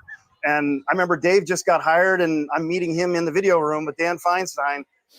This is in 2002, right? So 20 years later, they're the assistant and the GM and the GM. So they're a reflection of all the way top to bottom. There's guys from the scouts to the coaching staff to just the development pieces to grounds crew to the clubhouse guys. I mean, it's the same voices, and I think that they're preaching the same things. The video guy. Dan was the video guy. I was sitting next to him charting games. When Hattie got here, I was charting every game on a laptop down there because there weren't companies that did that. There wasn't Hawkeye or whatever that tracked everything. You were StatCast. We had to manually input the pitches, the locations, the spray chart. So when Hattie got here in 2002, I was handcuffed to that laptop in the video room charting every pitch of our game and as many other games as I could fit into a single day. What was your title? I think I was I started as assistant in baseball operations. I think by the time Hattie got here, I was also overseeing the pro scouting. So I was like assistant to the GM and coordinator of professional scouting. Yeah, it was a long title. It didn't fit on a card. But I mean, it's interesting. Like, yeah, Hattie came in as a player. Dan and I were sitting in that room. For all intents and purposes, we're both his boss now. As specialist. He's like my special assistant. And he's the best. I mean, having him in that role has been so amazing for us both. Seeing amateur players, working with minor leaguers, helping out COTS, like he is the perfect guy for what he does, and he's absolutely indispensable to us. Could you have ever thought, like back then when you're stuck to the computer and you're like charting stuff, that I'm going to run this thing someday? Who would have ever thought Billy was ever going to go anywhere? So nobody ever thought that. No, I was thrilled to be working in baseball and just excited that I could come to work in this ballpark every day. I wasn't thinking that far ahead. But Billy is still around to help you. Yep. Right. It's I've been asked before about your guys' your relationship, because I think there's some people like, why doesn't Billy just go away? And I'm like, you guys have grown as adults. He's watched you get married. He's watched you have kids. I mean, your guys' relationship is far more than just a business relationship. For sure. No, Billy is absolutely one of my closest friends, which he's also my mentor and like a father figure, an older brother, all those things wrapped into one. I don't know if you saw the Q&A that he did with Susan in the Chronicle. She actually kind of summed it up well. Like, for a long time, I would advise Billy and he'd make the decisions. And now he advises me and I make the decisions. Like, we've just kind of switched places. We still talk 3 or 4 times a day. Like, it's still great to have him as a sounding board. I know Mark does the same. And back to the point that Scott made, there's so many of us that have been here in different roles, but have close relationships and have trust that we can all kind of like mesh into whatever we need to be. Tell you what, if I ever hit a home run like that, I'd be running that on a loop in my house. I right? wouldn't blame you. Absolutely. How do you know he's not? Just playing crazy. I'd be walking around all day long. A home run. Anything else we need to hit? No, I think you got it. Things are good. Like, after the trading deadline, this is like, can you just kind of a little bit? Yeah. A little bit. I'll try and get in the system hopefully this month, see some of the minor league guys. We're hopefully going to get some of the new drafted players out into the system in the next week or two. So that'll be exciting. There's a couple teams trying to, win second halves in the minor leagues. And then before you know it, instructional league will be here. We'll get down to Arizona, and sort of the cycle of the year continues. So this is kind of like now, because you used to be able to draft in June, got to sign the guys, then they can go play for a couple months. We've talked about this before. You want to highlight the draft more, so you put it the All-Star break.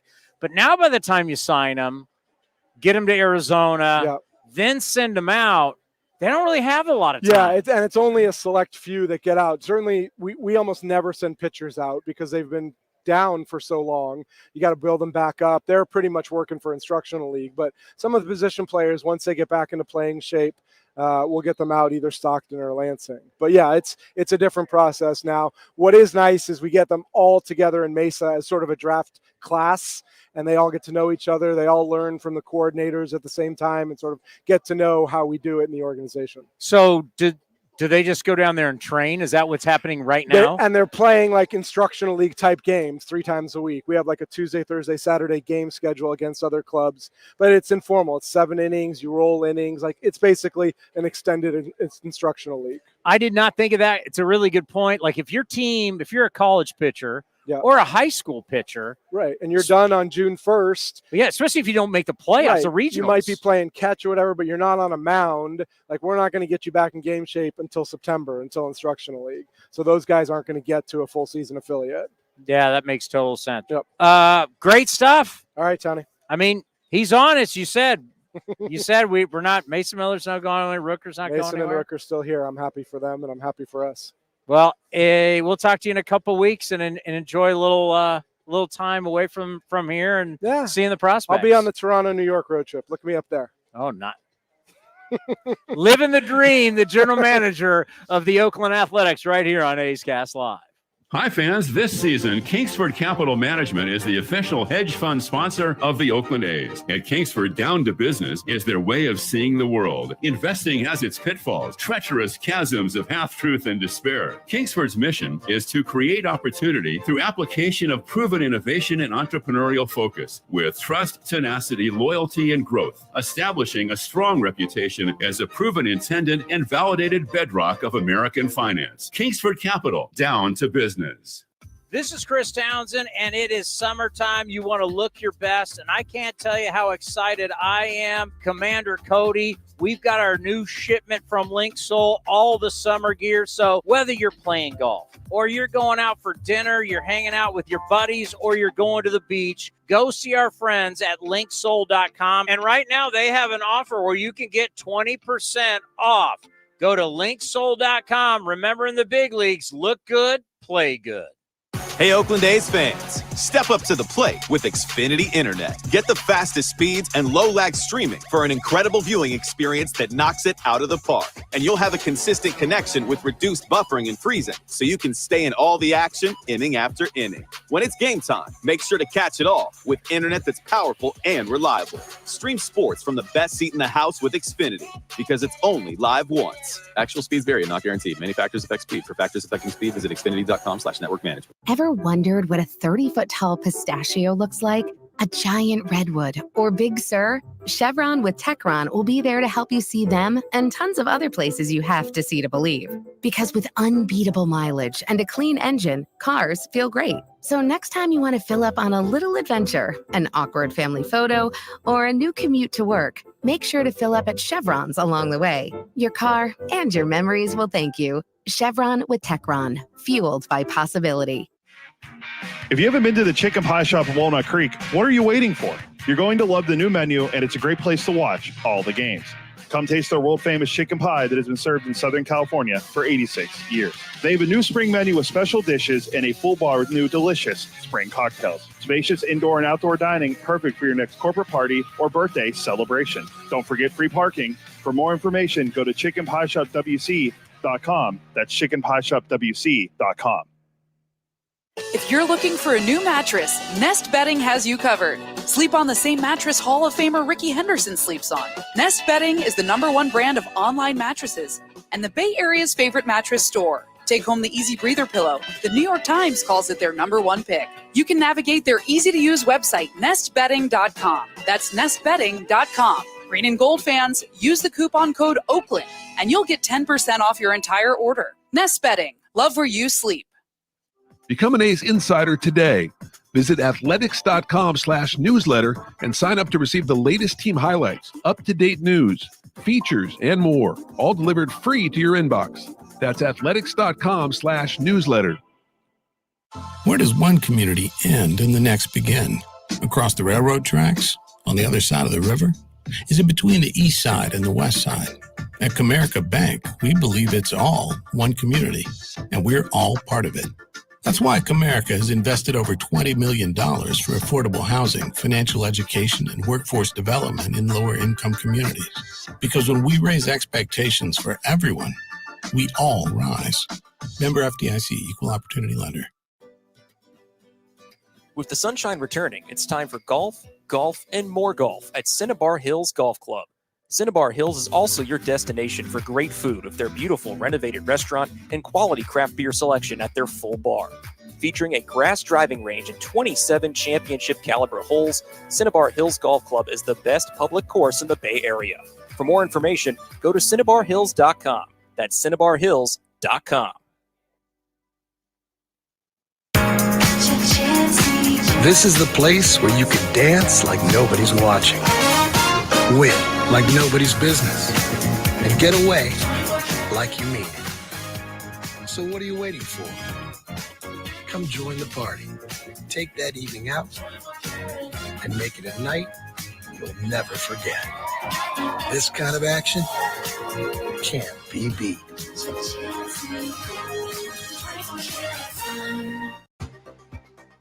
Unlock offers and receive exclusive in-game features by downloading the MLB Ballpark app for iPhone and Android today. Plus, get the latest information on game times, schedules, and more.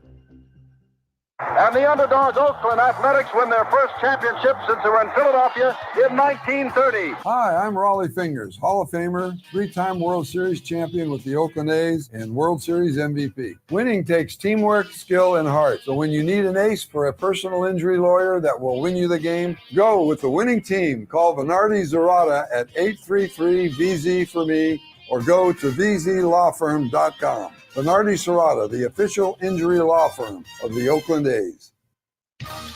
Like sports, business is about winning. Championship decisions are business decisions based on what it takes to help your company win. And that's why there's UBO Business Services, specializing in helping you win every day by streamlining workflows, managing documents, and providing the best-in-class office technology. Make your championship decision with UBO Business Services. Visit them at ubeo.com. That's ubeo.com. Nestled in the hills of San Jose, minutes from Silicon Valley, Cinnabar Hills Golf Club offers 27 holes of championship golf, a first-class pro shop, practice facility, and great food in the grill. This time of year also means family and business get-togethers. Let the folks at Cinnabar Hills make your event unforgettable while enjoying their award-winning venue. It's all there for you. Championship golf, a great space for any events, and incredible food. See it all at cinnabarhills.com. That's cinnabarhills.com. Now back to A's Cast Live. Here's Chris Townsend. Okay. We've had a running gag that we do on A's Cast and A's Cast Live for a long time. Play-by-play guys, and I'm worried they might be listening. No, the odds are they're not listening. Play-by-play guys fall into repetitive traps. And they, in a 3 or 4 game series, will repeat themselves a lot. And especially if it's a cliche, back of the baseball card. But there's also certain things that are said about teams. And we've always had a lot of fun with how many times our broadcasters will say Southside. And this was a few years ago. We did the television/radio. We did an over and under, and we crushed the over on how many times our TV/radio guys said Southside, referring to the Chicago White Sox. So it's just the Southside, the Southsiders, the South. It's unbelievable how many times it will be said between radio and television in a series, especially when they're playing in Chicago. Because every show started out, welcome to the South Side of Chicago. It's not like we're like, hey, welcome to the East Bay of the Bay Area. Like, right? I mean, going to Cincinnati, it's the north side of the Natty, but there's something about the south side versus the north side of Chicago. North side of the Natty. I just made that up. It's not like basketball goes in there. Hey, we're on the south side of Orlando. Have you ever heard that? I don't think anyone talks about going to Orlando. The Magic. I know, but like I don't know. But yeah, something against Orlando, no, Disney World. Magic were a playoff team last year. Or I mean, if you're in Miami, I guess it'd be South Beach. Yeah, South. Yeah. Like how many of these? South side of Pittsburgh. Never heard that. Well, no, it says Pittsburgh. They don't say, but South Beach, yes. What else? But they're not in South Beach. They're in Little Havana. Yeah, I don't know. I've never been there, so I'll take your word How for many? it. How many different teams? It's nothing special. How many teams have that? Now, like, hey, you're welcome to the northeast of Minnesota, where tonight Minneapolis. I was trying to think, like, is it a two-team market thing, and they have to say, but no, like, do they say, hey, welcome to whatever part of No one LA? opens up. Ladies and gentlemen, it's the Reds up against the San Francisco Giants. We're on the west side of the bay. Not on the east side where the A's play. Or not the south, because that would be you guys in Santa Clara County, and we in Alameda don't like you. We don't do that. Do they say for Niner games, they say in the South Bay? No. Yeah, no. Well, they're just showing clips of San Francisco. Yeah, true. Or the Apple Complex, which is nowhere near. I mean, it's near Santa Clara, but not as close as you think. No, not at all. So how many times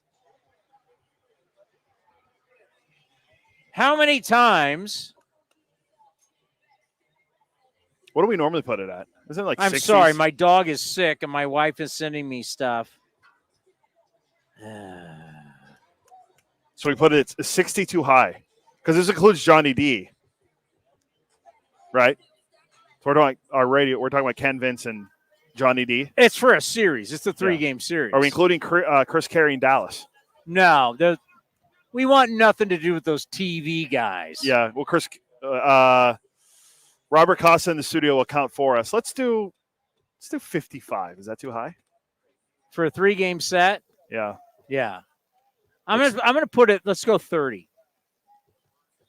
But they're not in Chicago though. It's here. Yeah. True. Yeah. Okay. So 30 might be a good number. I'm gonna say 25. Oh, yeah. 25. You don't want to go 27 for the amount of wins they have? No. Okay. I mean, I'm almost thinking 20 now because it's only 3 games and it's here. They may be listening because they can't help themselves, though. They will the South side. 20. Is that a tie? Is that a play on the 20-game losing streak? We're going to do 20 based off their 20-game losing streak. By the way, which of the interns is going to be working in the booth? Patrick. All 3 games? You need to count every single time our broadcasters say South Side, South Sider, South. If South is mentioned, you got to count it. And if I end up falling into the trap and I do it in the 3rd or 5th inning, That still counts. Still counts. We said radio, A's Cast, and A's Radio I may Network have, if we're getting broadcasters. close and we don't hit the over, I may have to help that out a little bit. Every hit in the last 2 games when I close. Hey, the Southsiders are in town. Hey, you ever been to the South Side to see the Southsiders play? You get the double tick. David Forst is so great to have because he's so honest. And we're going to get to Scott Hatteberg here in a minute, but it is so true. One of the cool things about working here is that everybody has been here forever, right? The video guys are now the GM and the assistant GM. He said that about Feinside. Well, think of what Billy Bean was. Yeah. Billy Bean was a player, then he's a scout. He's now the GM. Right. Sandy Alderson was a lawyer. Yeah. Right? I mean, just think about Wasn't Sandy in the military, too? Yeah, he was in the Marines. Yeah. But just think how everybody progresses in this organization that when people have referred to this, despite which person has owned the team, the actual business function ecosystem has always been like a family business. That's why so many different people have been here for so long. Mickey Morabito, Steve Vucinich, right? Like people have just been here. Keith Lippman. Pam Pitts, who we just saw. Keith Lippman was here for 56 years. Yeah. Dating back to Kansas City. Pam Pitts. I mean, just the people in the ecosystem that is. Now, there was that new wave that came when Cavill and Chris Giles were both here. There was that new wave of people. But still, the group that has been here for a long time has stayed. And to think that 2 guys that were hanging out with Hatteberg when he first showed up in the video room are now the GM and the assistant GM. And that's kind of crazy. And he now works for them, and they're his boss. I mean, I could see like Mike Elias works for Jeffrey Lunau in Houston and rises through the ranks, and then later on, as Houston has success, Baltimore poaches him, and now he runs the Orioles. Yeah. We're talking about 2 guys that were in the video room with Scott Hatteberg are now running the organization. Yeah, it's pretty crazy. It's it was only 22 years ago or so, and now here we are. They're both running a team, and Hatteberg is a special assistant to but I think his official title is Special Assistant to Baseball Operations. is what it says on the front office website. So, but he's out there. I mean, we talked to him about Nick Kurtz. We knew he was there, talking to him in the pre-draft workouts. So it's good to know that he's out there as a former first baseman, talking to a first baseman. There's something about catchers in our game. God bless you, Ray Fosse, looking down on us. Remember, catchers, it's the only position that everybody looks at you and you look at everybody else. Yeah, fair. It's the only position, right? Everybody on the field, on the defense, is looking back at you. In a way, you're like the quarterback. You don't throw the ball, but you call the pitches. You run, and in a lot of systems, the catcher runs when you're picking off. He'll run the defensive plays, whatever the bunt play you're going to have, double steal defense. The catcher will run that. If you're going to be a good catcher, you got to be smart. You got to know the game.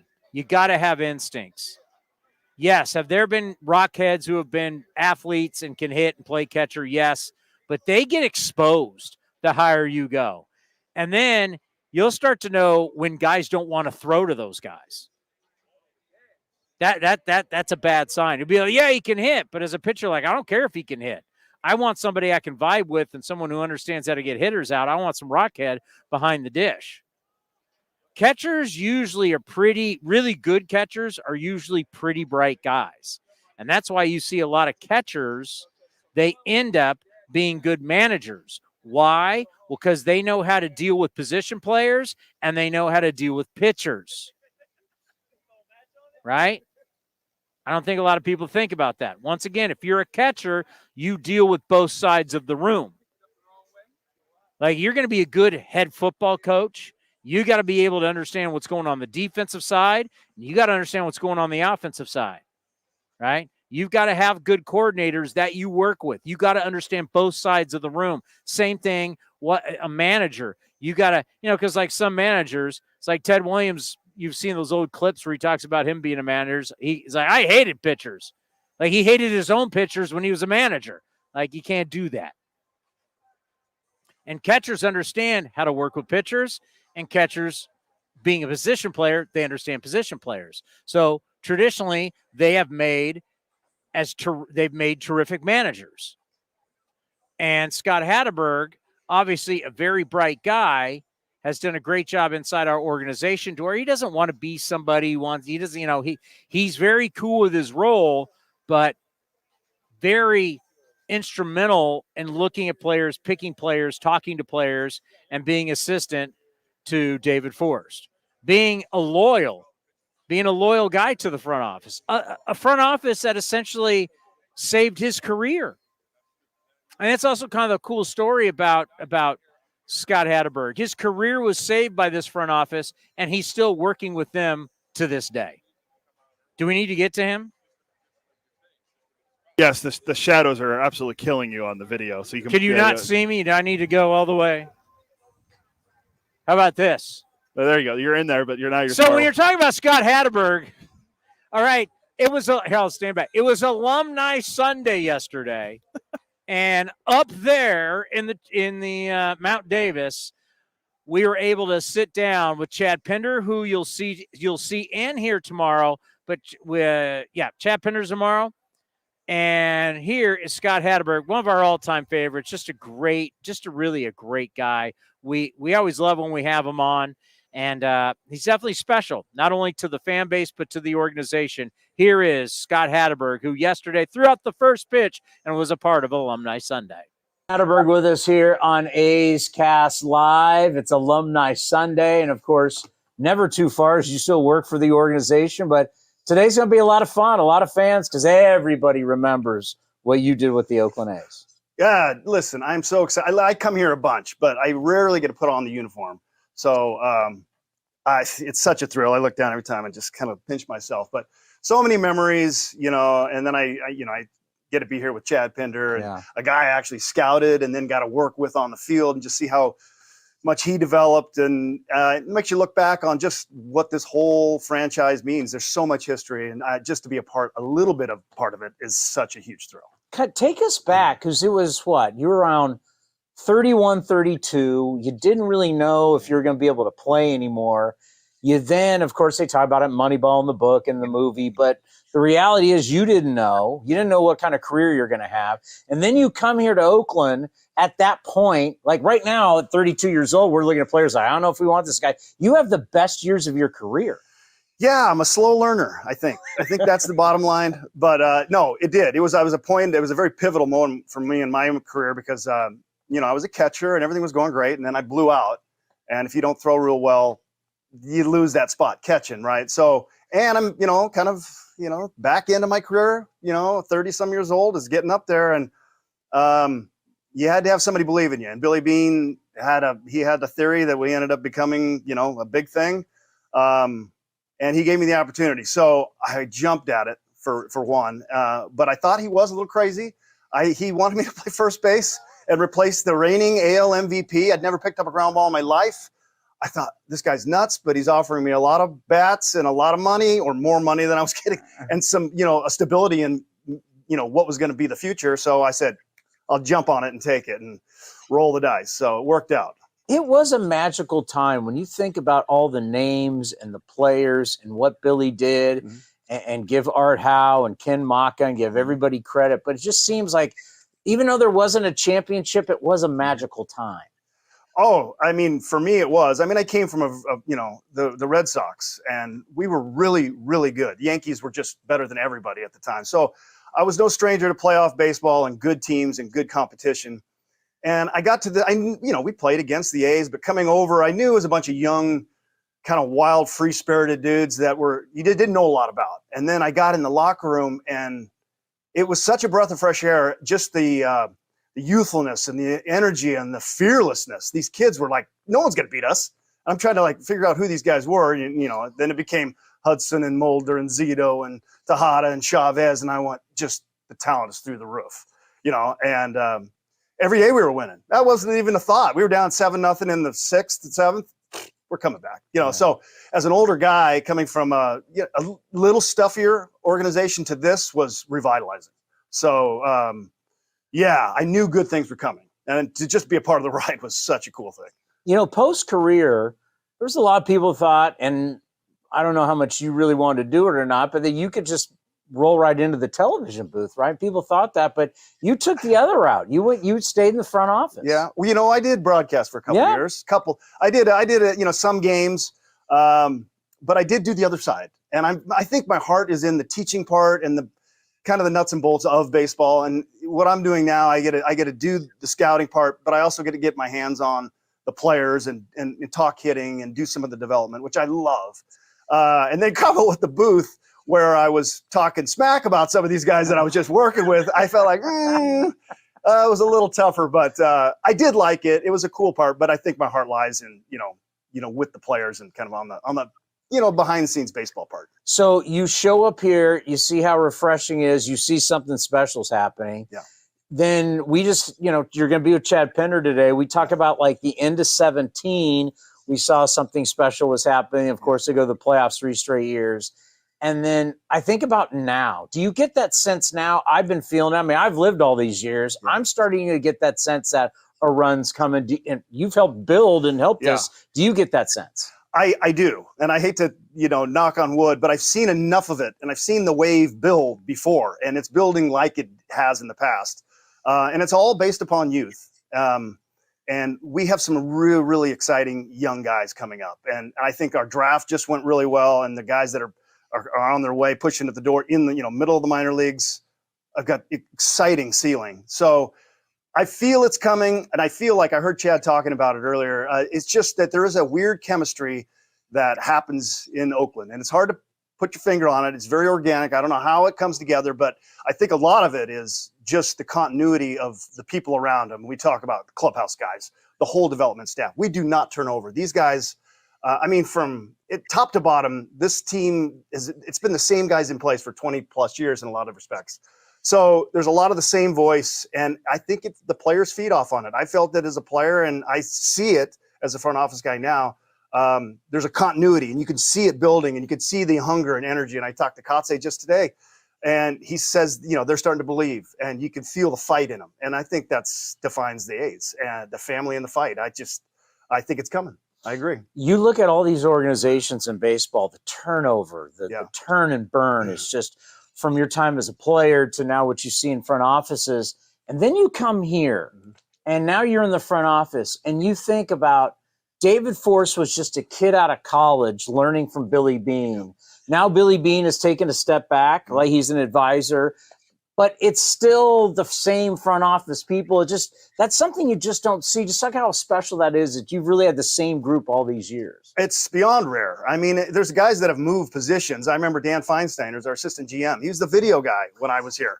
And I remember Dave just got hired, and I'm meeting him in the video room with Dan Feinstein.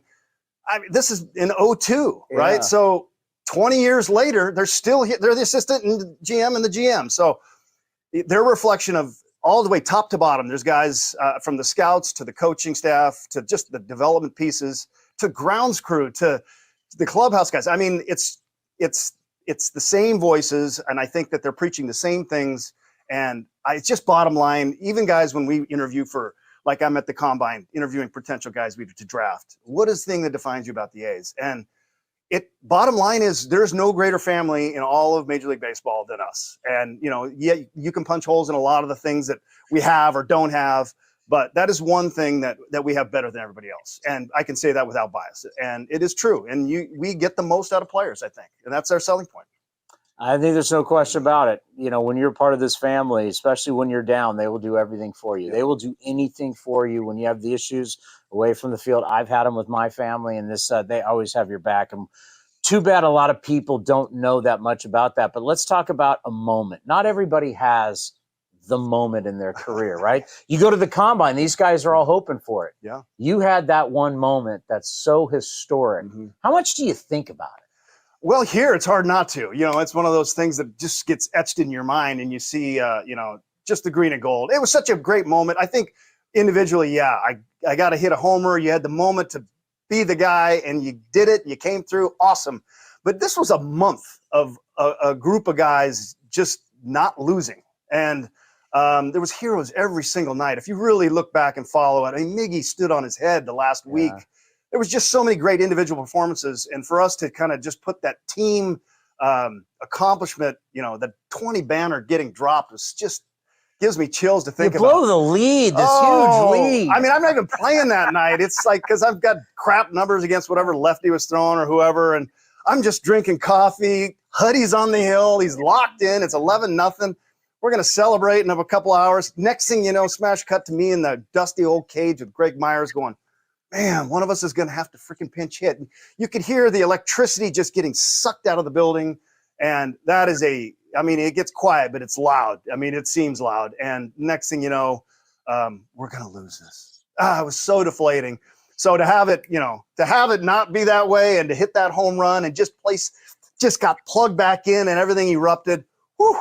God, I'm getting chills right now. So anyway, phenomenal moment. And I just cherish it forever. We've talked to Billy Beane on this program about how, there's no question the book and the movie changes your life, right? Like all of a sudden he's at the Oscars with his family. Yeah, right. For you, because... I missed that ticket. Yeah.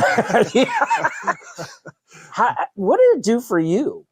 Oh, well, it didn't change me a whole lot. I didn't quite go on the speaking tour that Billy's on, but yeah, you get some notoriety, you're stamped. I think, just being part of those teams, that it was a piece of history. Baseball had kind of gone in one direction for 100 whatever years, and all of a sudden it's splintered. And to be part of the car that drove right first, is pretty exciting, and it's changed sports really across the board. So just to be a kind of a pawn in the whole the way it played out is pretty cool. And people know the name more than recognize me, so I get some of that, which is fun. But one of the biggest treats was just meeting Michael Lewis and how smart this guy was. And so I learned a lot about actually what Billy was doing at the time through Michael, because I was with him every day for probably 4 months. So Billy's a pretty genius dude. And for what he did and pulled off is thrilling. To be part of it was just awesome. Well, Alumni Sunday, I know you're going to have a lot of fun with the fans today. It's going to be special. Enjoy all the love. But it's great that you're still with the organization, an organization that means so much to you. Absolutely, it does. And love every moment of it. Thank you for having me. Scott Hatteberg right here on A's Cast Live. Where does one community end and the next begin? Across the railroad tracks? On the other side of the river? Is it between the east side and the west side? At Comerica Bank, we believe it's all one community, and we're all part of it. That's why Comerica has invested over $20 million for affordable housing, financial education, and workforce development in lower-income communities. Because when we raise expectations for everyone, we all rise. Member FDIC, Equal Opportunity Lender. Being a Chevron car these days has been quite the adventure. Miami to Seattle, ocean to ocean.